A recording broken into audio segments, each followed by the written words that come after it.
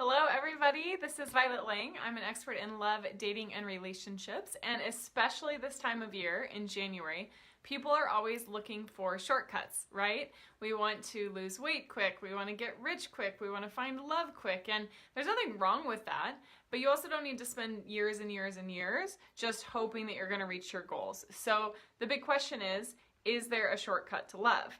And the reason this feels really important for so many women is because they're so sick of online dating. If you feel sick of online dating and just hoping that the right guy shows up, then put a little heart in the comments or do a thumbs up or something like that. Let me know.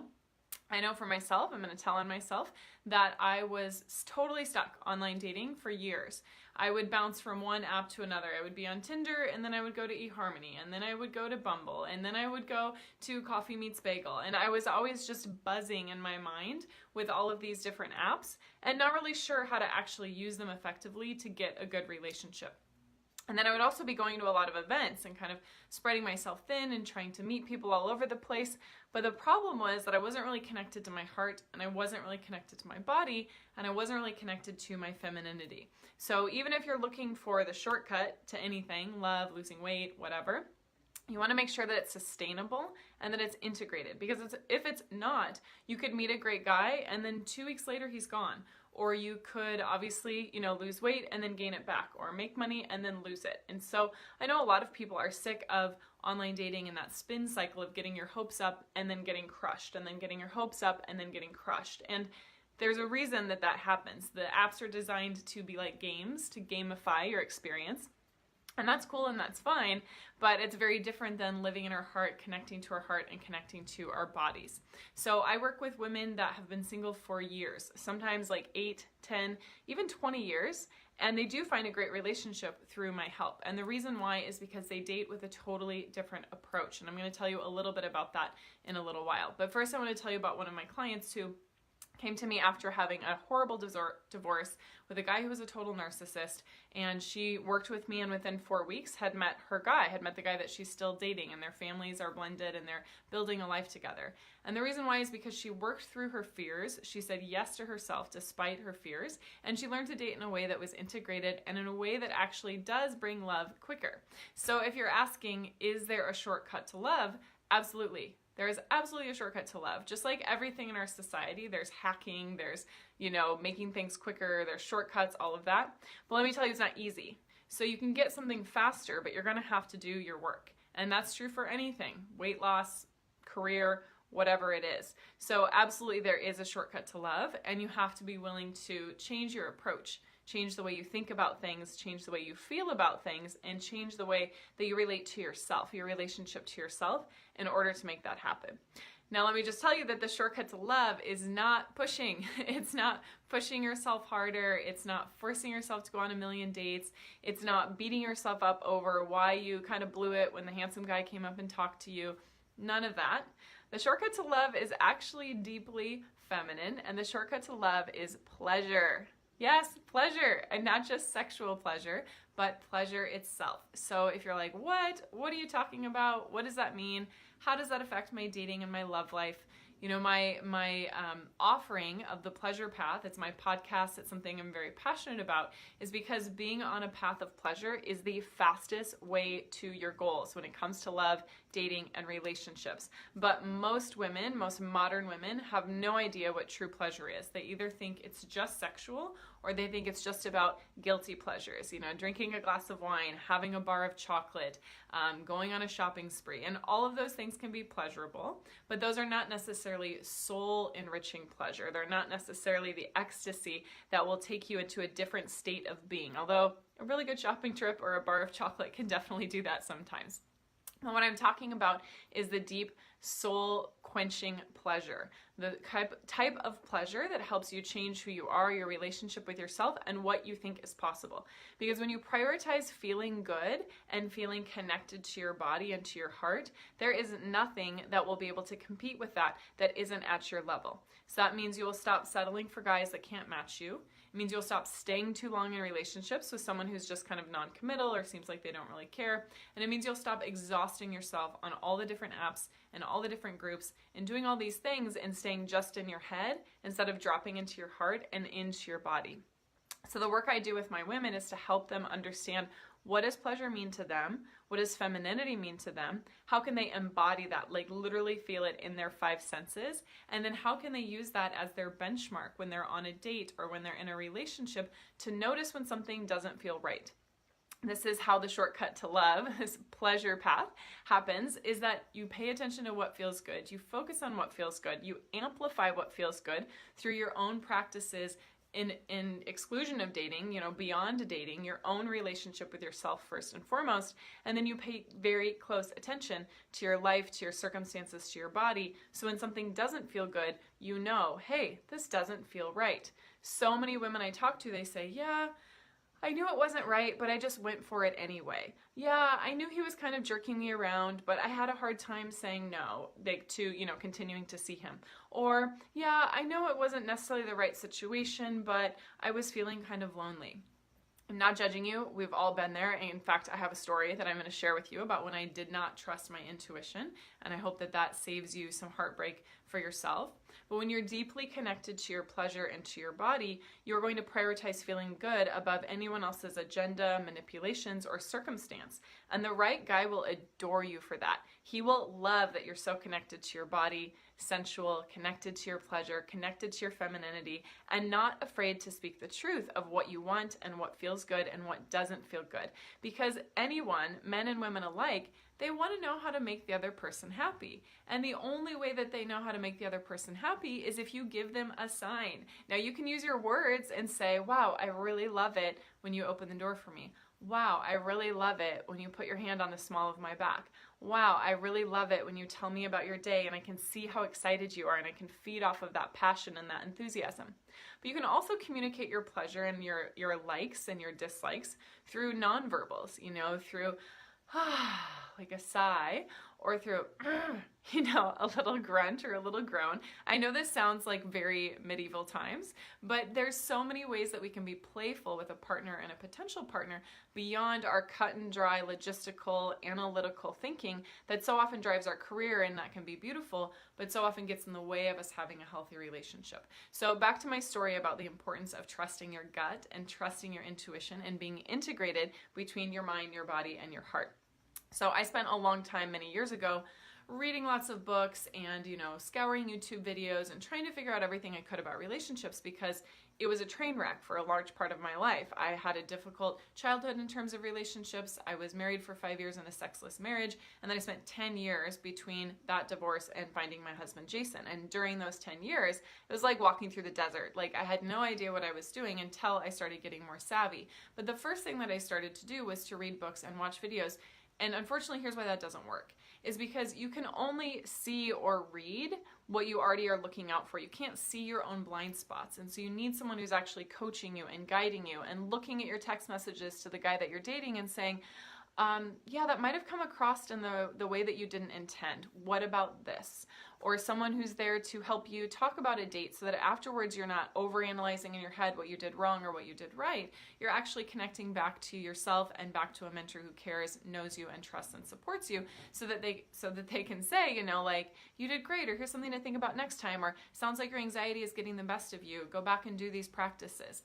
So the books, the videos, all of that, it wasn't that helpful for me. And the turning point came when I had been dating a guy who in my head, because of the books, because of the affirmations, all of that, I thought was the one. He was smart, he was successful, he was handsome, he even lived on a tropical island. I'm not kidding you, he's from Canada, but he lived on a tropical island. And I was totally smitten. I was head over heels, we met at a wedding. Like, what could be more romantic than that?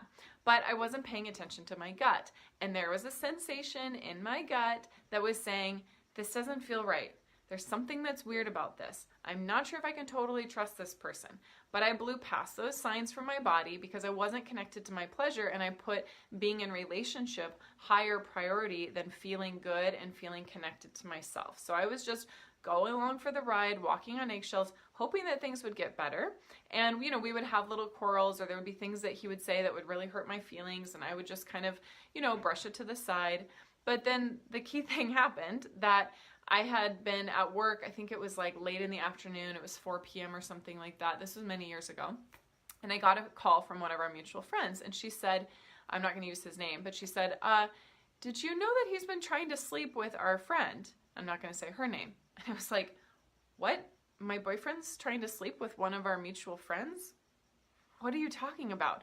I was totally shocked and bewildered, and it felt like a knife to my stomach. If you've ever gone through betrayal, you know what that feels like. And I felt like my whole world was kind of collapsing, especially because we were supposed to see each other in New York City that weekend. I was literally supposed to be taking a plane to come see him. So I called him super distraught, and of course he was a smooth talker and was like, no, that's ridiculous. I care for you. We have such a strong future. Like, we have so much in common. Can't wait to see you this weekend.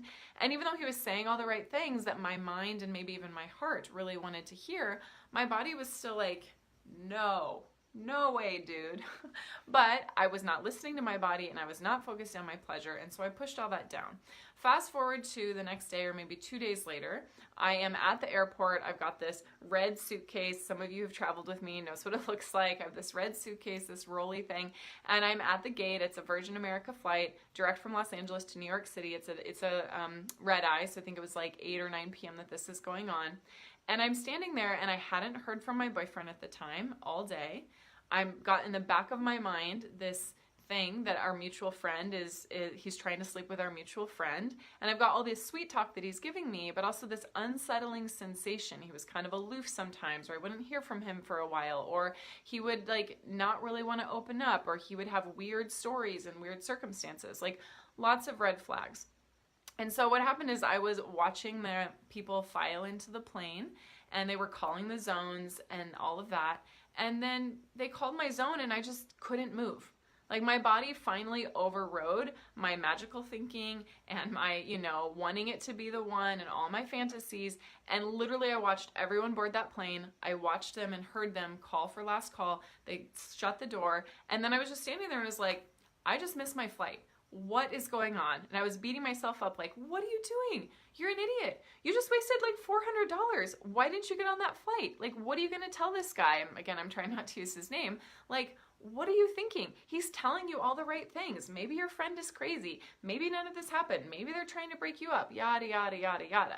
But my body took over, and thank God, because that was a horrible relationship. That guy is a narcissist and totally taking me for a ride. And I would have wasted so much more time and so much more heartache if I had gotten on that freaking plane, because we would have been intimate. I would have gotten more and more emotionally involved, and it would have been very, very devastating. And I would have never met my husband. And I am so happy that my body said no more and took over.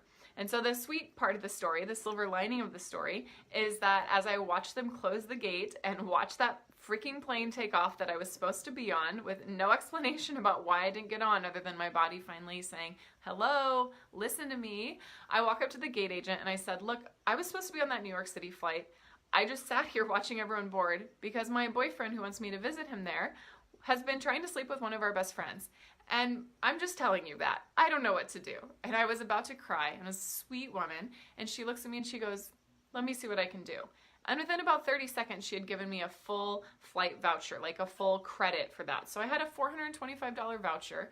I sheepishly left the airport, got back in a taxi after a taxi had just dropped me off like an hour and a half previously. And it was the best decision that I ever made for my love life, because I finally got on a visceral level what it meant to trust my body and trust my intuition and set a healthy boundary and say no. So if you're not focused on your pleasure and if you're not connected to your body, you will not have a pivotal moment like this. And I want to save you from having a pivotal moment like this by watching out for the red flags with you and for you and supporting you with it. But I don't want you to have to go through such an extreme wake-up call. So there's absolutely a shortcut to love, and that shortcut is pleasure. And pleasure is based on staying connected to your body and your femininity. And you can't learn it in a book, and you can't learn it on a video, as much as I would love to teach you all about it right now. You've got to learn it through doing actual practices to get you in touch with your body, noticing her sensations, her wants, her needs, what feels good, what doesn't feel good, and then learning how to communicate that both verbally and non-verbally so that the right man will be attuned and will continue to step up to take care of you instead of trying to manipulate or betray you like what I went through. So thank you so much for listening to my story, and I'm sure you all have stories like that. If you've got stories about being betrayed or not trusting your gut or having someone sweet talk you or being stuck in fantasy land, I would love to hear. You can put them in the comments, or you can send me an email at violet@violetlink.com. And I really want to raise the bar of awareness, self-awareness, as women, we need to be more self-aware. It is too crazy to go through this world without being connected to our body, our pleasure, and our femininity. And also self-awareness of the consciousness collectively, like self-awareness for men, awareness for men about what it's like to be a woman and what feels good and what doesn't feel good and what we expect and what we're going to put up with. And we don't have to do that in a bitchy way, but who cares if you're a little bitchy every once in a while? Like, you don't have to be perfect. Enough twisting yourself into a pretzel in order to think that you're worthy of love. You're worthy of love right now. You're deserving of love right now, and you're deserving of pleasure right now. But it starts with you. You have to know what you will tolerate, what feels good in your body, and what you're willing to express to others in a kind and loving way, and sometimes maybe not so kind and loving, in order to be able to live the best life that you want. Because I bet if you're watching this, you are a woman of love, you are committed to relationship, you want to be in a healthy partnership, or maybe you are in a partnership, but you just want it to keep getting better.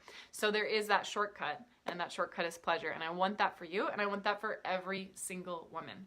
So if you ever feel stuck, like you're not able to trust your body, you're not integrated mind, body, and heart, you're not sure how to date in a way that's more effective, you don't know what your body is telling you, you're not connected to your pleasure, you're not sure if you're in your femininity, or you just don't know what you're doing wrong because dating isn't working for you or relationships keep combusting, then I would love to talk. So we do 45-minute free Breakthrough to Love sessions, and these are amazing. You get tons of value and clarity on what's holding you back in your love life, what are some patterns maybe that you're repeating, what are some blind spots that you maybe aren't seeing, and then what it is that you really want. And you can have a great opportunity where one of our coaches will hold space for you as you explore your vision, explore what you really mean for love. And it doesn't have to be a cookie cutter white picket fence thing. It can be whatever you want. I have clients who want to take a honeymoon in Fiji, and I have clients who want to take a honeymoon that's camping. I have clients that don't even want to get married, but they just want to have a passionate, enduring love affair, you know, with a man who lives halfway around the world. And that's totally cool too. So whatever your vision of love, your unique vision of love is, get support and understanding what's keeping you from getting there. And you can do that by going to violetlang.com/talk and booking your free Breakthrough to Love session. We only have a few spots left this week, so go ahead and do that now. And I look forward to connecting with each of you on our next Facebook Live on Monday. Mwah! Lots of love and stay in your pleasure. Bye.